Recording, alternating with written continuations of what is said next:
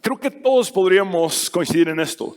A todos nos hubiera gustado que la generación que nos antecedió hubiera hecho algo distinto o hubiera dejado de hacer algo que tal vez nos lastimó en su momento.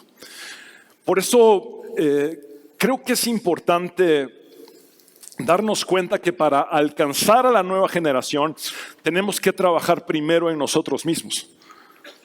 Necesitamos nosotros sanar antes varias cosas para tener una mejor disposición para alcanzar a esa nueva generación o a esas nuevas generaciones en plural.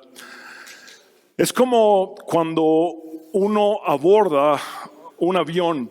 Antes de despegar el avión, hay una instrucción que es dada de seguridad, y es que si hay un cambio en la presión de la cabina, si hay una despresurización, caen automáticamente las mascarillas con oxígeno.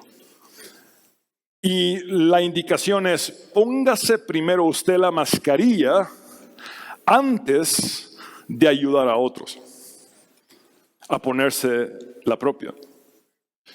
Entonces creo que hay cosas que nosotros, antes de alcanzar o de tener una mejor conexión con las siguientes generaciones, debemos trabajar en nosotros mismos. Un estudio realizado por el grupo Barna en el año 2022 reveló que por lo menos un 42% de los pastores han considerado seriamente renunciar al ministerio.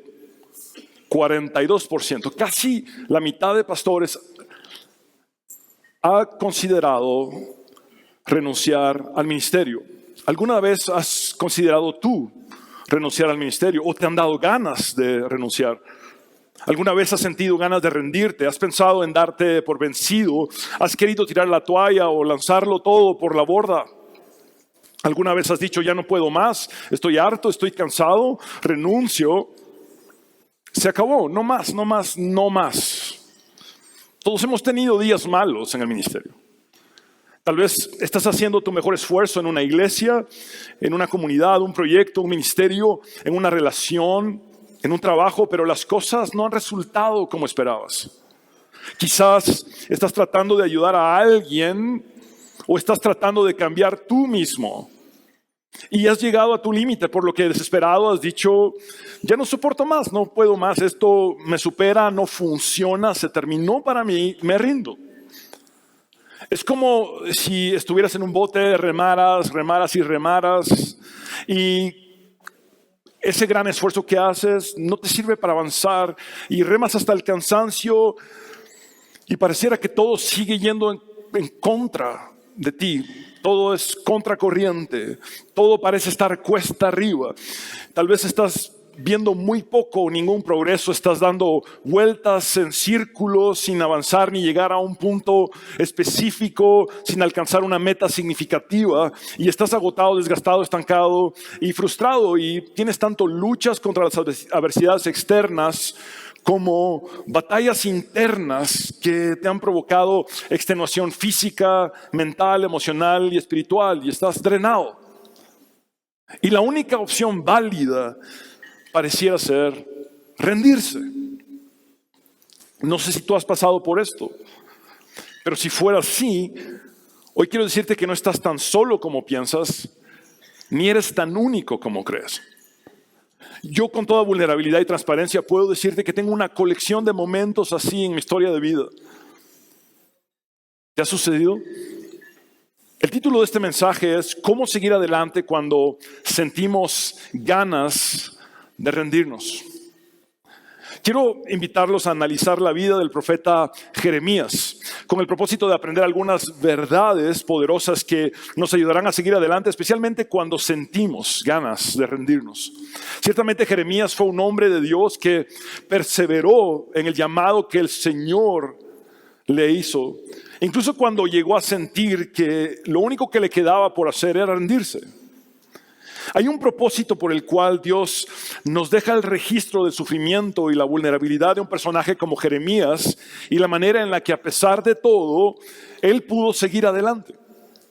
Pablo lo explica en Romanos de la siguiente manera: en el capítulo 15, versículo 4, tales cosas se escribieron hace tiempo en las Escrituras para que nos sirvan de enseñanza, y las Escrituras nos dan estas dos cosas, esperanza y ánimo. Y todos nosotros necesitamos esas dos cosas, esperanza y ánimo, mientras esperamos con paciencia hasta que se cumplan las promesas de Dios.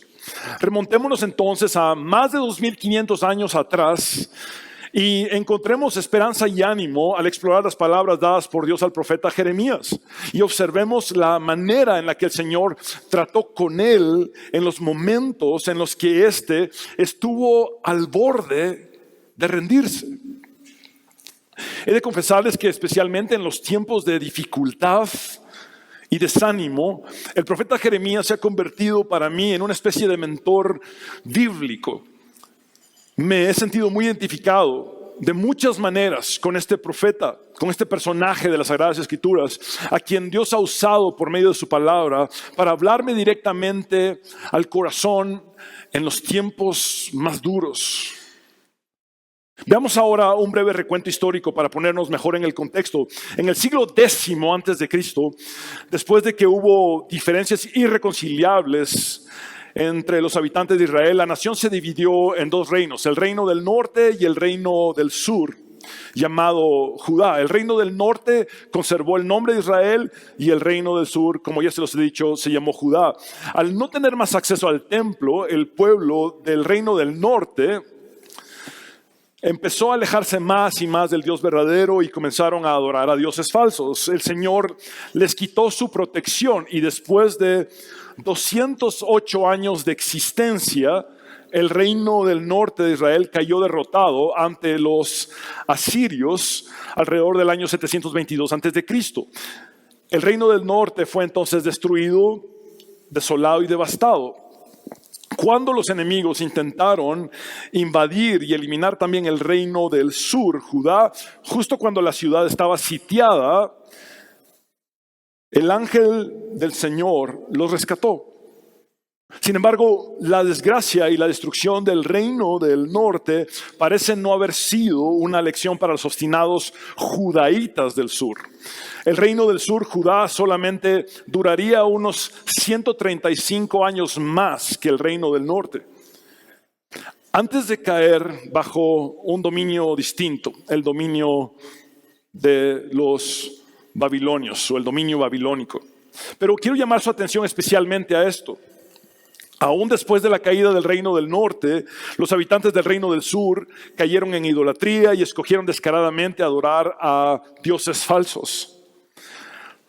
Fue durante este tiempo de decadencia espiritual y moral del reino del sur, Judá, cuando sus habitantes estaban viviendo completamente en hipocresía y en contra de la voluntad del Señor, que nació el profeta Jeremías y que tuvo un ministerio este profeta al crecer.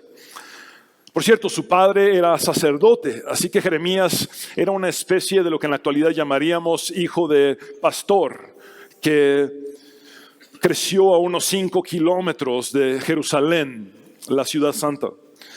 En la primera sección de este mensaje quiero invitarlos a que exploremos las razones por las que Jeremías llegó a considerar rendirse. Y en la segunda sección veremos cuáles fueron las claves de Jeremías para seguir adelante a pesar de tantos motivos que pudieron haberle desanimado y llevado a rendirse. Es más que evidente que la primera razón que provocó en Jeremías el deseo de rendirse fue esta: la gente. La gente. Y veo algunas risas nerviosas por ahí en algunas mesas. ¿Alguna vez la gente provocó en ti ganas de rendirte? Insisto en esto, uno hubiera esperado que el reino del sur, Judá, hubiera aprendido y recapacitado al atestiguar la desgracia del reino del norte, pero no fue así. La simple lógica nos diría que los judaítas deberían haberse dado cuenta de que no era una buena idea en lo absoluto alejarse de Dios y caer en idolatría, cometer lo que Dios denomina como adulterio espiritual, y no obstante, estos optaron por ser infieles al Dios verdadero al adorar a dioses falsos. Leamos Jeremías capítulo 3, versículos del 6 al 10. Durante el reinado del rey Josías, el Señor me dijo: ¿has visto lo que ha hecho Israel la infiel? Por Israel aquí entendemos a cuál reino, el del norte, ¿verdad? Se fue a todo monte alto y allí bajo cada árbol frondoso se prostituyó. Ven qué palabra tan fuerte, porque Dios dice que la idolatría es adulterio espiritual. Yo pensaba que después de hacer todo esto, ella, es decir, Israel del norte, volvería a mí, pero no lo hizo. Observen lo siguiente con atención. Esto lo vio su hermana, la infiel Judá, el reino del sur. Y vio también que yo despedí a la apóstata Israel, al reino del norte, y que le había dado carta de divorcio por todos los adulterios que había cometido, es decir, por su idolatría e infidelidades. No obstante, su hermana, la infiel Judá, no tuvo ningún temor, sino que también ella se prostituyó. Como Israel en el norte no tuvo ningún reparo en prostituirse, contaminó la tierra y cometió adulterio al adorar ídolos de piedra y de madera. A pesar de todo esto, su hermana, la infiel Judá en el sur, no se volvió a mí de todo corazón, sino que, ojo con esto, solo fingió hacerlo, afirma el Señor. Quiero llamar su atención a la manera en la que Dios, por medio del profeta Jeremías, resalta la hipocresía descarada de los habitantes del reino del sur. Porque ellos no solo fingieron volver al Señor, sino que además fingieron que habían vuelto al Señor de todo corazón. En medio de todo este desastre, ¿hubo alguna diferencia entre el reino del norte y el reino del sur? ¿Qué piensan ustedes? En medio de este desastre, ¿hubo alguna diferencia a los ojos de Dios entre el reino del norte y el reino del sur? Leamos nuevamente el versículo 10 y nos vamos a dar cuenta de algo si nos extendemos al 11. El Señor dice a través de Jeremías: a pesar de todo esto, su hermana, la infiel Judá, no se volvió a mí de todo corazón, sino que solo fingió hacerlo, afirma el Señor. El Señor me dijo: la apóstata Israel en el norte ha resultado ser más justa que la infiel Judá en el sur. El Señor dice que el reino del norte fue más honesto al no fingir su idolatría y apostasía, mientras que el reino del sur, Judá, fue peor que el reino del norte al fingir fidelidad a Dios, cuando lo cierto es que fueron una partida de infieles, idólatras e inmorales. ¿Cuánta razón tenía C.S. Lewis al decir esta frase? De todos los hombres malos, los malos religiosos son los peores. De todos los hombres malos en los que podríamos pensar, criminales, ladrones, asesinos, gente corrupta, los peores son los que fingen piedad, los que fingen espiritualidad. Esto es muy fuerte, porque bíblicamente la peor gente delante del Señor es la que finge ser muy religiosa, pero que su corazón está lleno de idolatría.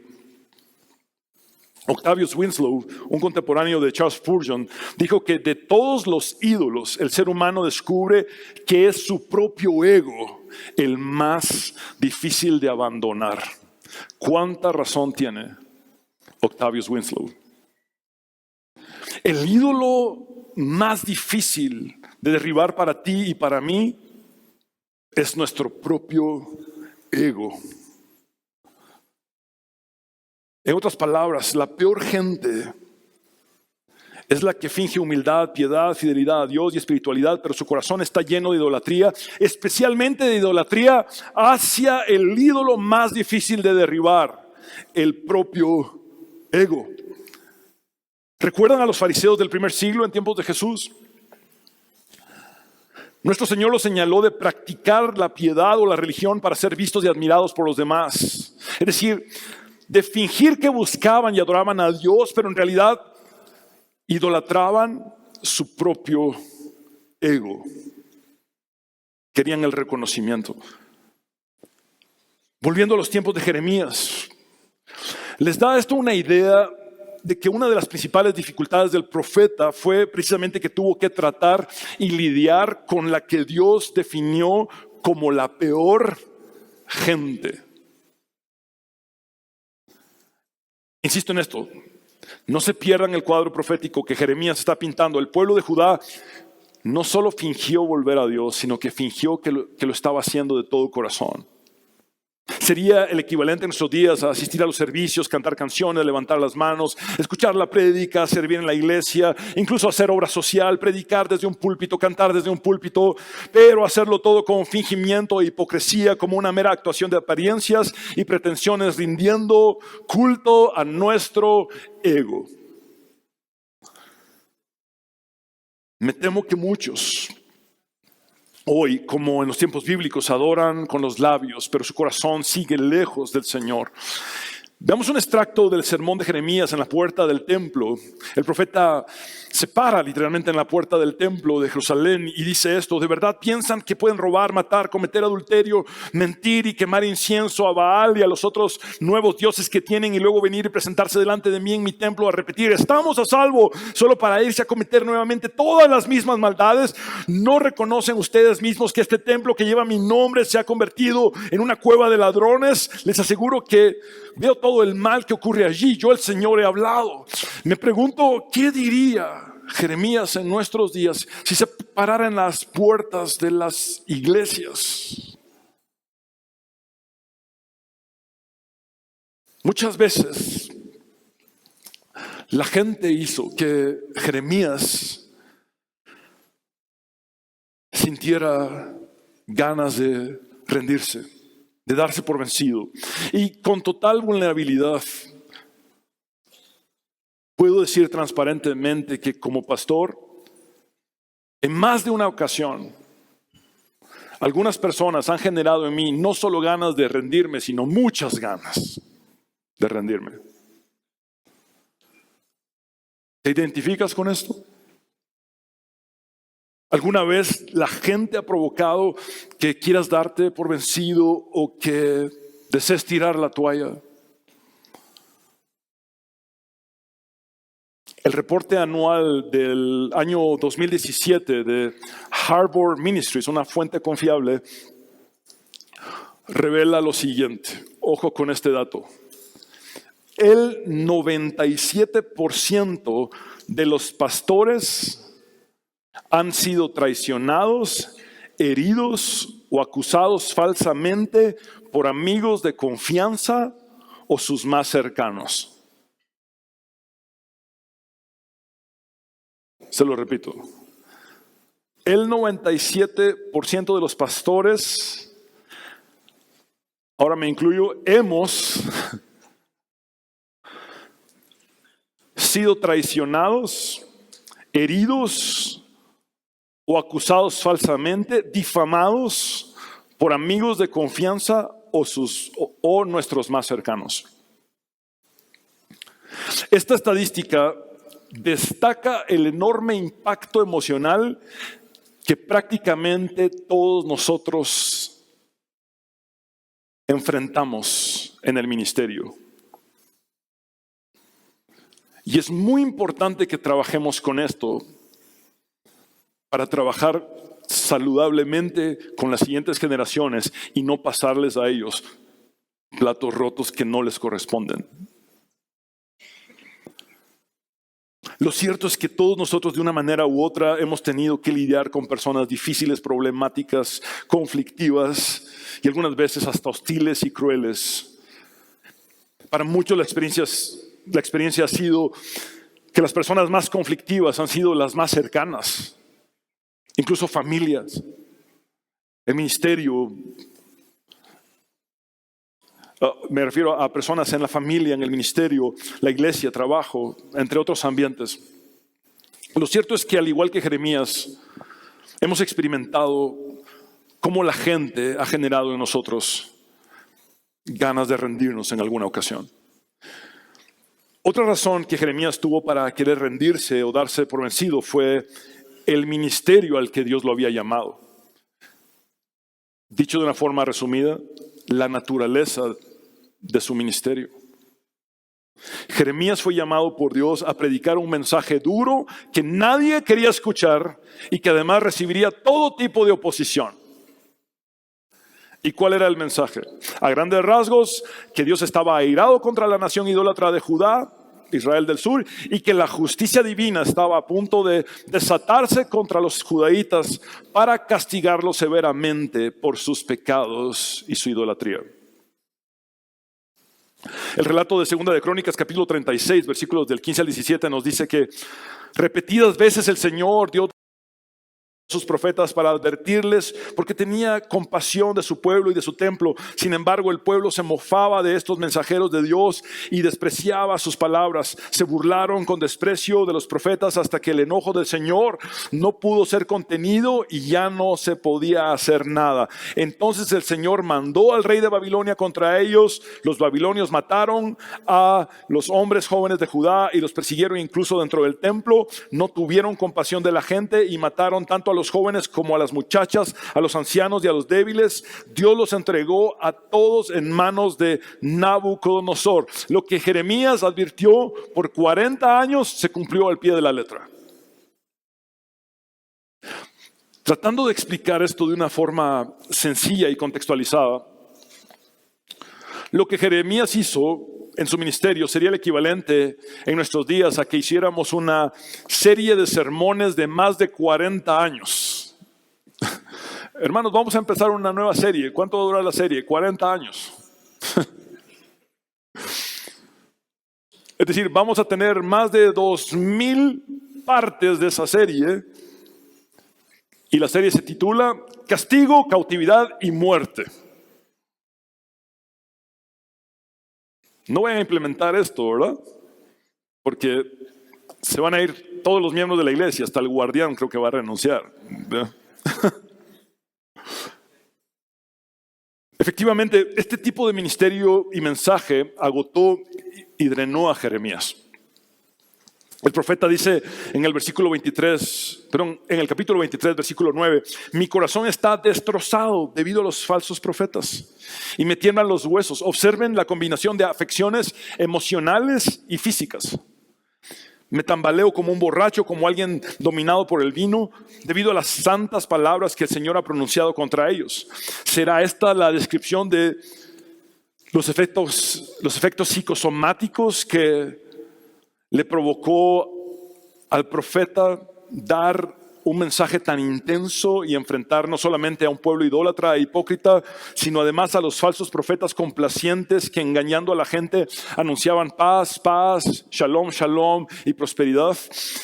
Por cierto, estos falsos profetas complacientes fueron sumamente populares, mientras que en contraste Jeremías fue extremadamente impopular. El discurso de Jeremías iba en contra de lo que los demás profetas, entre comillas, demagogos y manipuladores de masas decían. La Biblia nos enseña que la popularidad no es necesariamente sinónimo de la verdad. Para Jeremías fue así. Mientras mayor era su fidelidad al mensaje de Dios, mayor era su impopularidad. Todo esto era evidentemente más que suficiente para que Jeremías se desanimara y sintiera ganas de renunciar. Y quiero preguntarte esto. La naturaleza del ministerio al que Dios te ha llamado, la tarea, el camino de fe que Dios escogió para ti, ¿ha hecho que sientas ganas de rendirte? como le sucedió a Jeremías y a varios de los otros personajes bíblicos, como Moisés, Jonás y Elías, solo por mencionar algunos. Un porcentaje significativo de pastores afirma que el ministerio es difícil. Creo que es una pregunta retórica, pero ¿creen ustedes que el ministerio es difícil? Lo es. Y varios estudios estadísticos, incluyendo uno del Instituto Fuller y otro del Lifeway Research, indican que el 75% de los pastores se sienten extremadamente estresados o muy estresados por lo difícil que es el ministerio que desempeñan. Otras causas por las cuales Jeremías habría sentido ganas de rendirse son el rechazo y la futilidad. Por futilidad podemos entender inutilidad y falta de resultados. Comprendamos esto. Jeremías predicó con todo su corazón y prácticamente nadie lo escuchó. No tuvo ningún impacto significativo, no cambió vidas. Veamos el siguiente pasaje que habla de los nulos resultados que obtuvo Jeremías en su momento. Jeremías capítulo 6, versículos del 16 y 17. Esto dice el Señor: deténganse en el cruce y miren a su alrededor. Pregunten por el camino antiguo, el camino justo, y anden en él. Vayan por esa senda y encontrarán descanso para el alma. Pero ustedes responden: no, ese no es el camino que queremos. Puse centinelas sobre ustedes que dijeron: estén atentos al sonido de alarma. Pero ustedes respondieron: no, no prestaremos atención. Entonces, aquí tenemos el reporte de los resultados del ministerio de Jeremías en su momento. Las dos respuestas del pueblo al que estuvo comunicando el mensaje de Dios fueron estas: no, ese no es el camino que queremos, y no prestaremos atención. Pero como si esto fuera poco, Jeremías estaba en una especie de sándwich entre el no de la gente y el no de Dios. Para donde él volteara a ver, era no. Arrepiéntanse y acérquense al Señor. Vuélvanse al Señor. Y la respuesta de la gente era no. Acudía al Señor y le decía: Señor, sálvalos, no mandes juicio en contra de ellos. Y la respuesta de Dios era no. A donde volteara a ver, ya fuera a la gente o a Dios, solo escuchaba no. Dios le dice a Jeremías en el capítulo 11, versículo 4: Jeremías, no ores más por este pueblo. No llores ni pidas por ellos, porque yo no los escucharé cuando clamen a mí en su angustia. El rechazo total y la futilidad o falta de resultados son suficientes para hacer que incluso la persona más fuerte se quiebre y quiera rendirse. Me imagino a Jeremías pensando: ¿y cuál es el punto entonces de mi ministerio, de mi llamado, y de que me hagan tanto daño al rechazarme? Si ellos me dicen que no y tú, Dios, me dices que no, ¿cuál es el punto? Según una investigación estadística realizada por el grupo Barna en el año 2019, la mayoría de pastores se sienten desanimados e insatisfechos. Específicamente, el 80% de los pastores, 80%, reportaron sentirse incompetentes o ineficaces en su desempeño pastoral.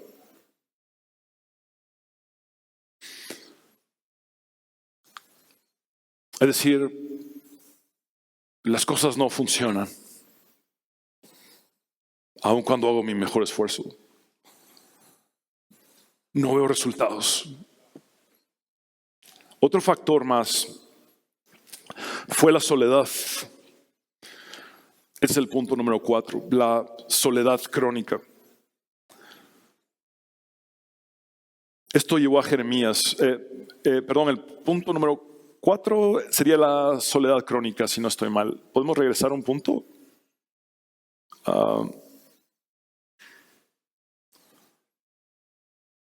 Sí, el 4 es la soledad crónica. ¿Qué tienes en el 3? Creo que hay un problema en numeración, perdón. Sí. Ok, sí, la soledad crónica sería el punto número 4. Si alguien llegó en su momento a necesitar una esposa comprensiva, ese habría sido Jeremías. Sin embargo, Dios le ordenó que no se casara y por consiguiente que no tuviera hijos ni una familia. Y vemos en el capítulo 16, versículo 2, que el Señor dice: no te cases ni tengas hijos ni hijas en este lugar.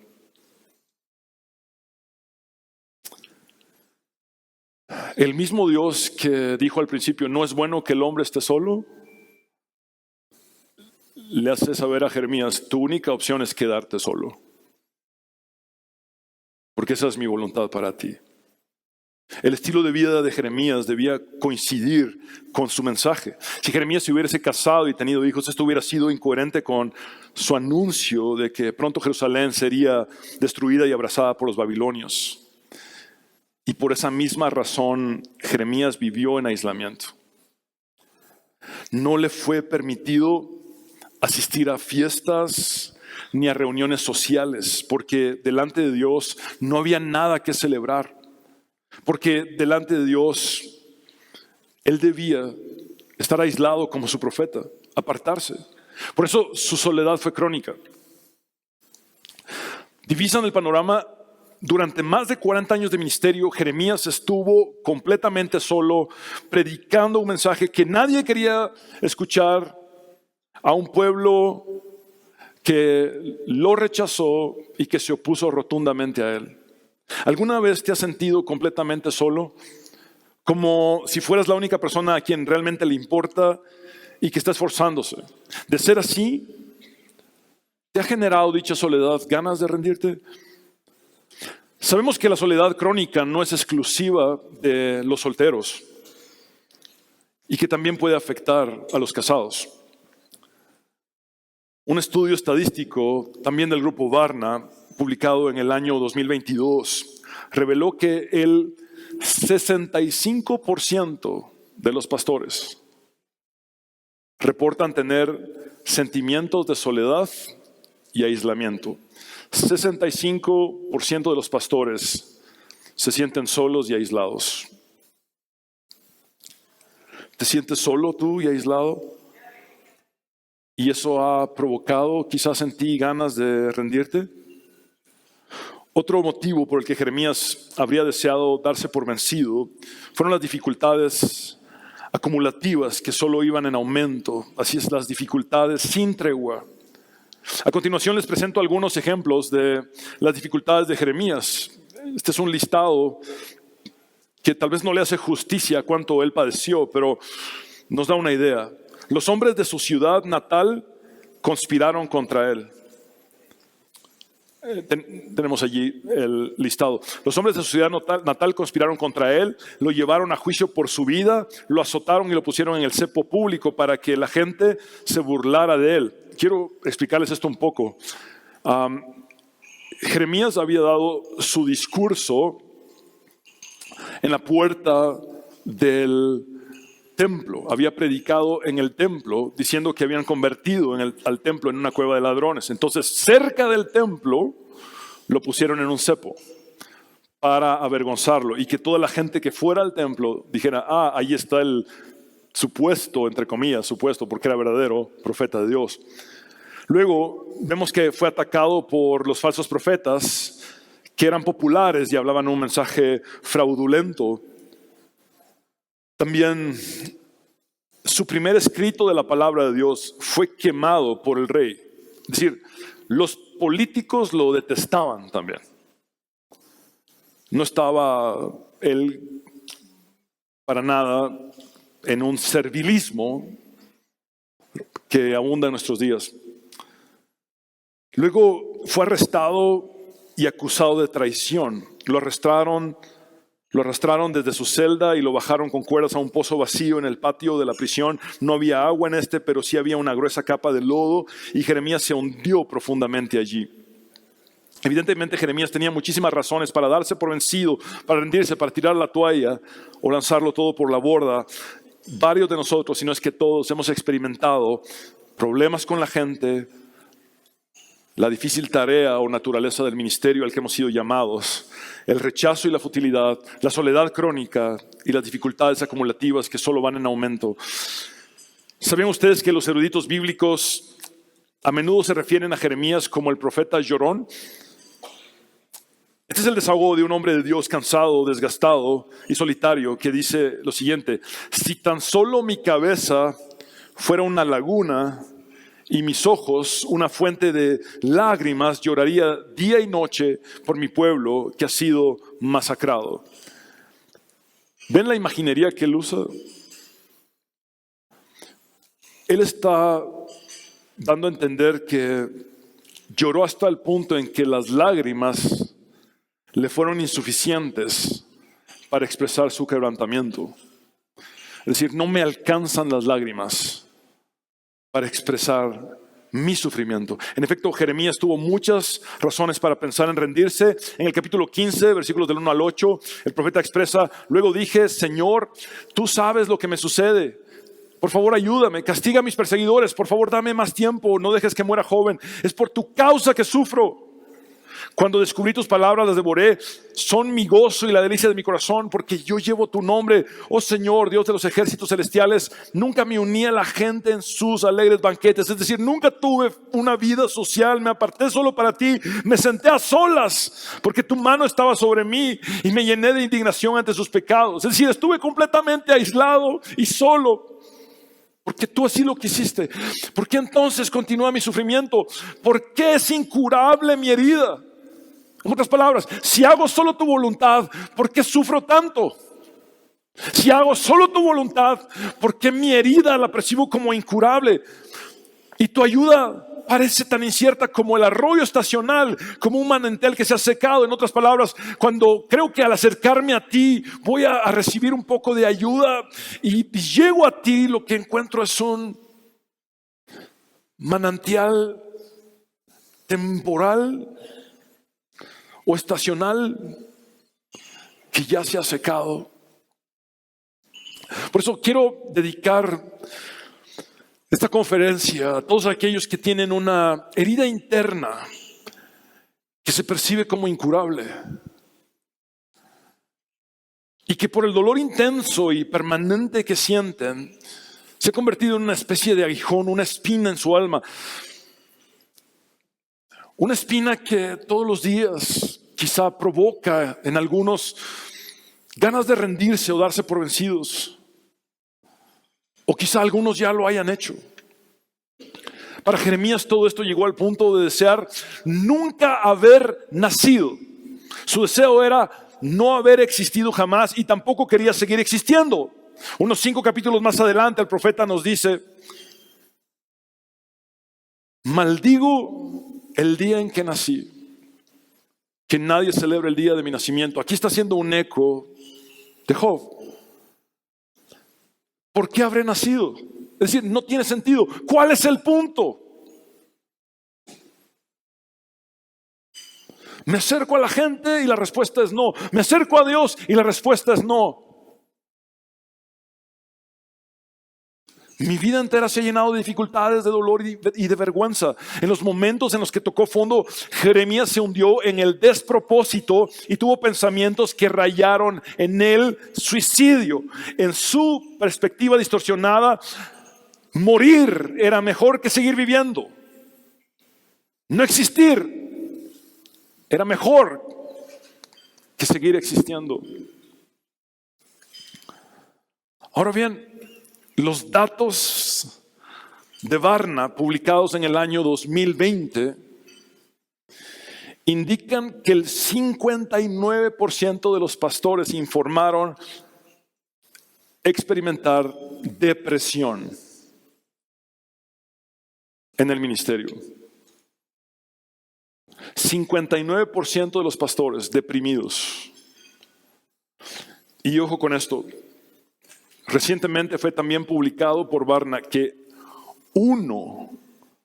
casi uno de cada 5 pastores, un 18% para ser exactos, dijeron haber considerado autolesionarse o suicidarse.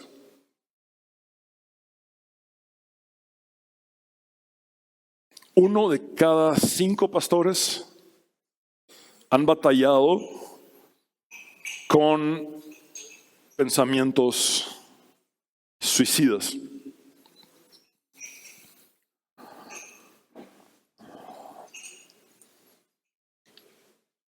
Date cuenta de algo importante. En tu dolor, tus heridas, pérdidas y sufrimientos, en tus ganas de rendirte y de darte por vencido, e incluso, lo digo con amor, en tus ganas de morirte.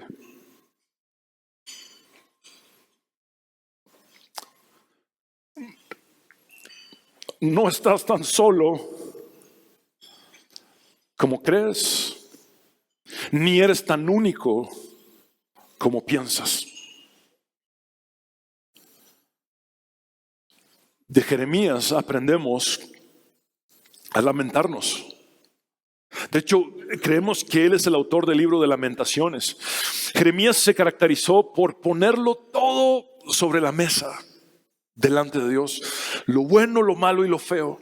Él nunca fingió emocionalmente delante de Dios y se desahogó constantemente delante del Señor. Por eso pasó a la historia como el profeta llorón. Ahora, ¿saben qué ha sucedido? La lamentación es un recurso olvidado o abandonado por la iglesia cristiana presente. Porque la iglesia cristiana presente ha sido contaminada por un positivismo tóxico, denominado declaración positiva. Tú declara que todo está bien. Tú decreta que todo está bien. Y la gente entonces nunca tiene desahogos reales delante de Dios.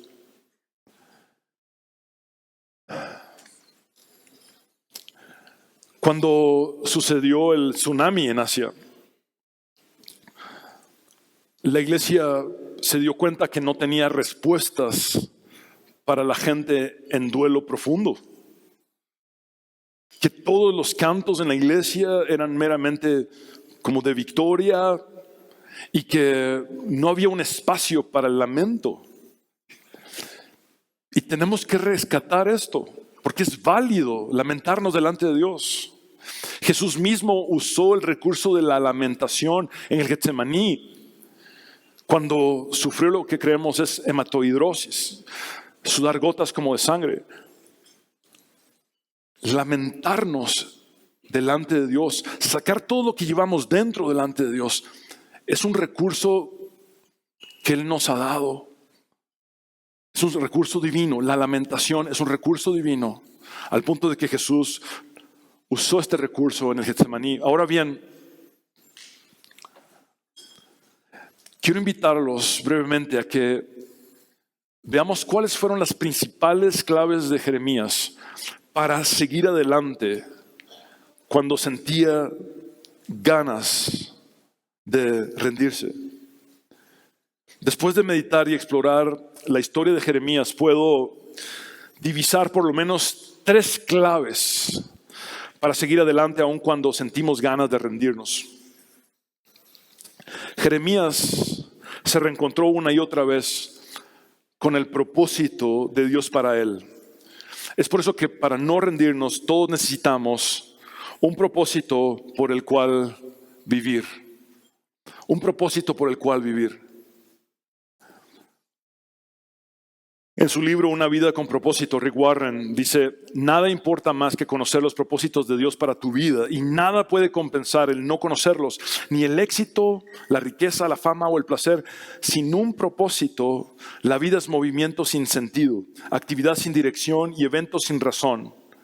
Sin un propósito, la vida terrenal o la vida es trivial, mezquina y sin sentido. Cuando la vida tiene sentido, puede soportar casi cualquier cosa. Sin sentido, nada es soportable. Esto nos hace entender que lo que parece insoportable se hace soportable cuando descubrimos y redescubrimos el propósito de Dios para nosotros. Es por eso que cuando sentimos que la única opción es rendirnos, lo que necesitamos es recuperar el sentido de la vida en el propósito de Dios para nosotros.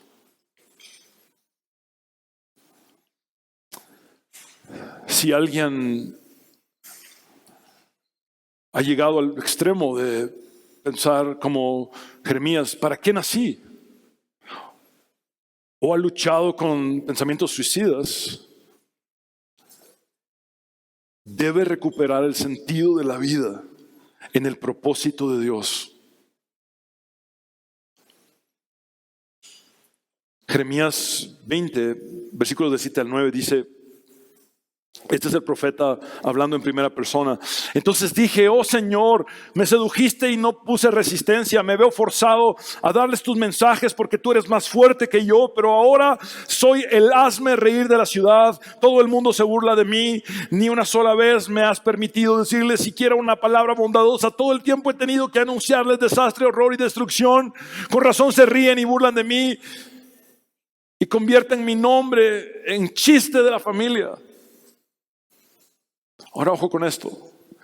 Y no puedo renunciar. ¿Saben por qué llegué a esta conclusión? Porque ya lo había intentado.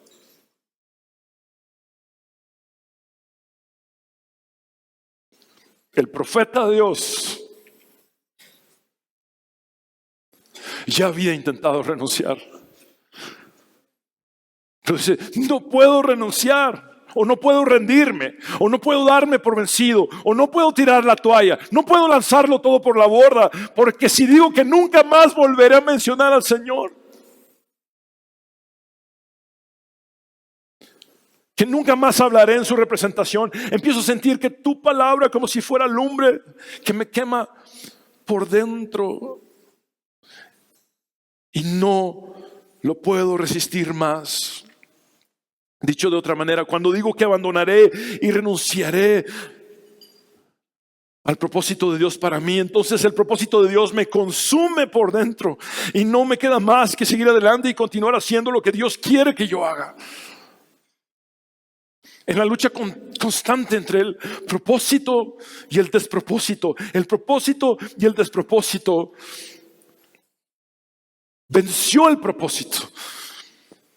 Pero no el propósito de Jeremías para sí mismo, sino el propósito de Dios para Jeremías, aunque ese propósito de Dios involucrara el sufrimiento por su causa. La otra clave de Jeremías fue que se reencontró una y otra vez con la esperanza de Dios para él. Es por eso que para no rendirnos, cada uno de nosotros necesita una esperanza a la cual aferrarse. Un propósito por el cual vivir, pero además una esperanza a la cual aferrarse. Permítanme compartir con ustedes un experimento científico que ilustra el poder de la esperanza por medio de la conducta de unas ratas de laboratorio. En la década de los años 50, el doctor Richter realizó una serie de experimentos con ratas, colocándolas en baldes con agua circulante. En los ensayos iniciales, las ratas solían rendirse y se ahogaban en unos 15 minutos en promedio. Es decir, solo luchaban por sobrevivir unos 15 minutos y morían ahogadas. Sin embargo, cuando las ratas eran rescatadas justo al borde de ahogarse, se secaban y se les permitía descansar brevemente para luego volverlas a colocar en el agua. Estas pudieron llegar a nadar hasta por un periodo prolongado de, adivinen cuánto, 60 horas.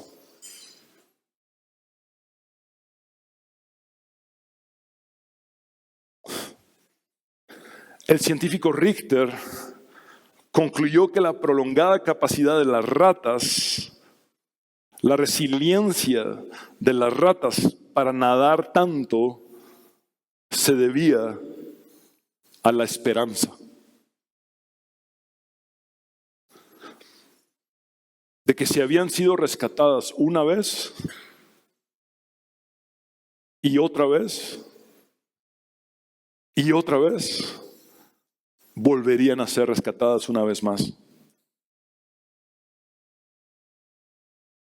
Esto impulsaba a las ratas a una perseverancia que iba más allá de sus fuerzas. Entendamos esto. Jeremías tenía esperanza porque, como nuestros pequeños amiguitos roedores,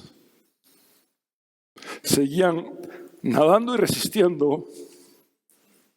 El profeta confiaba cuando estaba en un cepo o cuando estaba hundido con lodo hasta el cuello en un foso, en una fosa, que en algún momento alguien, ese alguien que es Dios, volvería para rescatarlo una vez más. Así es, este es entonces el mismo Jeremías que escribió este mensaje de Dios, uno de los versículos más conocidos de toda la Biblia. Porque yo conozco los planes que tengo para ustedes, afirma el Señor, planes de bienestar y no de calamidad, a fin de darles un futuro y una esperanza. Se puede tocar fondo y seguir teniendo esperanza de que Dios llegará en algún punto a sacarnos una vez más.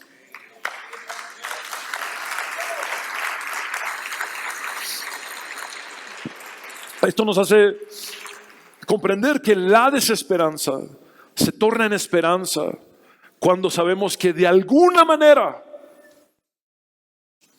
Dios vendrá a rescatarnos una vez más. Jeremías llegó a entender que las batallas, las guerras, la invasión, la destrucción, el hambre, el cautiverio y la muerte no eran el plan final de Dios para su pueblo, sino la salvación que finalmente recibirían. Dios nos disciplina no para perdernos, sino para recuperarnos, para que volvamos a Él en el arrepentimiento. De hecho, el verbo de donde viene la palabra arrepentimiento en el Antiguo Testamento es shuv en hebreo, que significa regresar, retornar, volver a Dios. El plan de Dios no es aniquilarnos, sino sanarnos y salvarnos para seguir usándonos. Cuando estamos en las manos de Dios, el quebrantamiento desemboca en sanidad y las aflicciones desembocan en salvación. Fue también Jeremías quien escribió en Lamentaciones: recuerda que estoy afligido y ando errante, que estoy saturado de hiel y amargura. Recuerdo esto bien y por eso me deprimo. El profeta de Dios se deprimió. 59% de los pastores dicen que han experimentado depresión y 18% han pensado en suicidarse.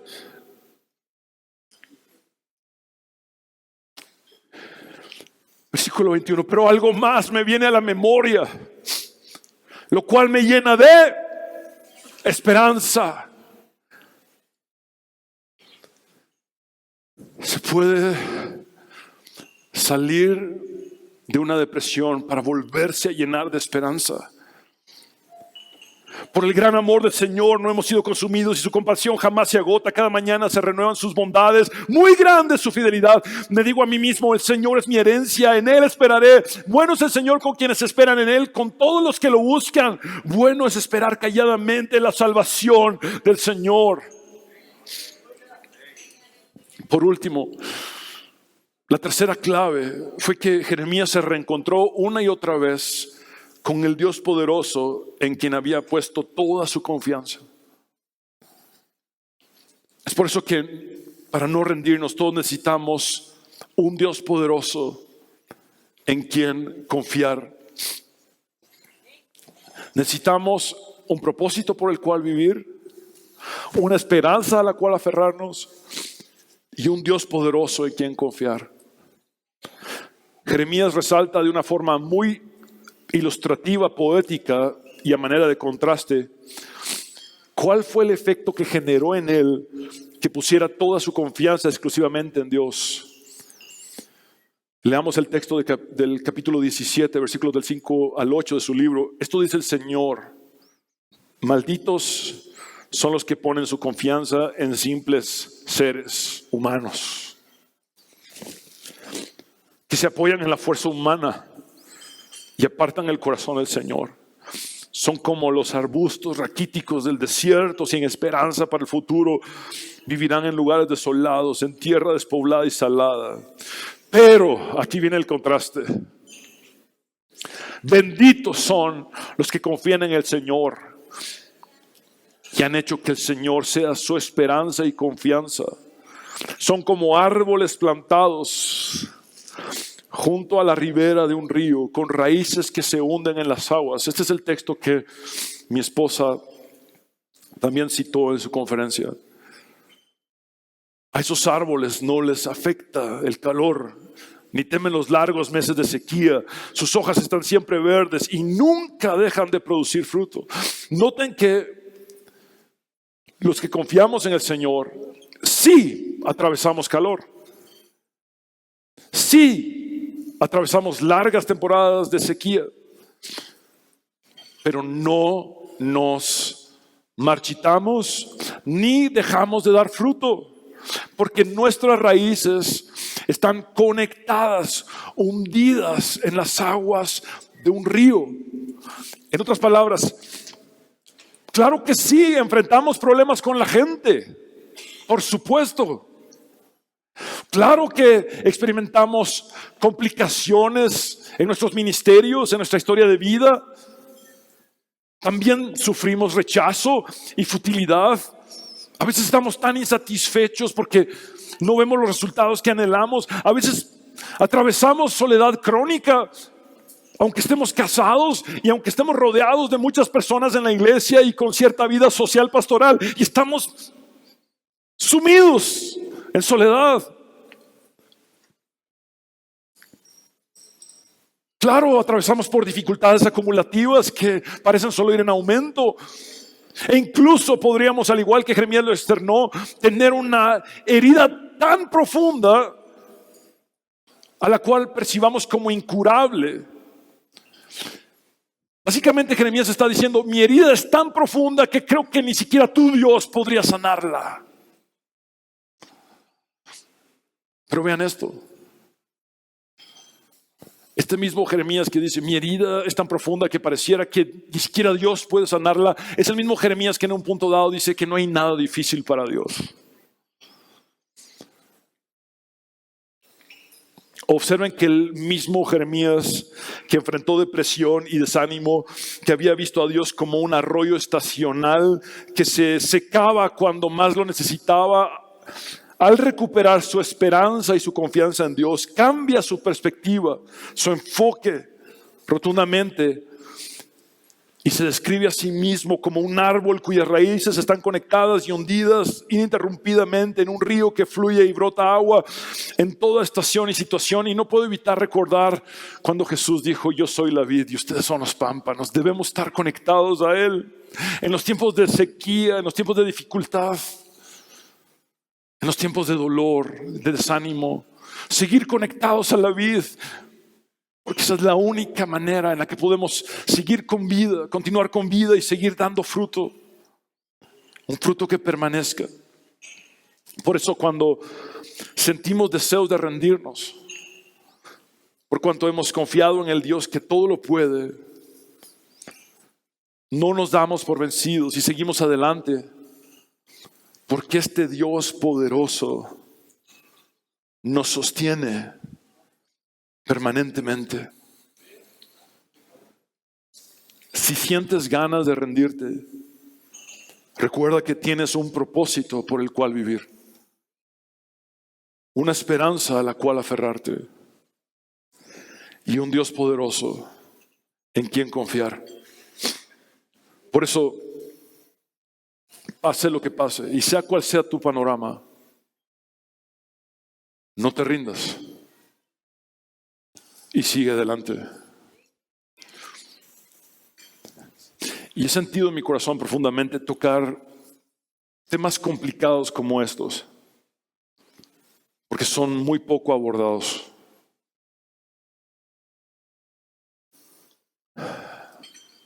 Quise ir más allá de cualquier estrategia práctica a lo profundo de nuestros corazones, a lo profundo de nuestra alma, y que nos diéramos cuenta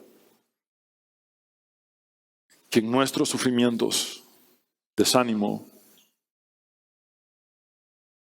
no somos tan únicos, ni estamos tan solos.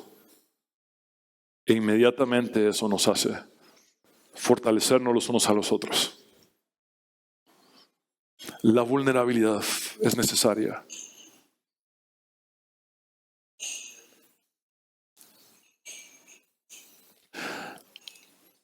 Ahora, Warren Wiersbe dijo que esos momentos en los que sientes ganas de rendirte pueden ser momentos de gran oportunidad, porque Dios usa tus dificultades para ayudarte a crecer. Entonces, si has venido acá tal vez cargado con muchos problemas, presiones, el ministerio está lleno de presiones muchas veces. Si has venido quizá con la herida de una traición muy baja, de quien menos esperabas,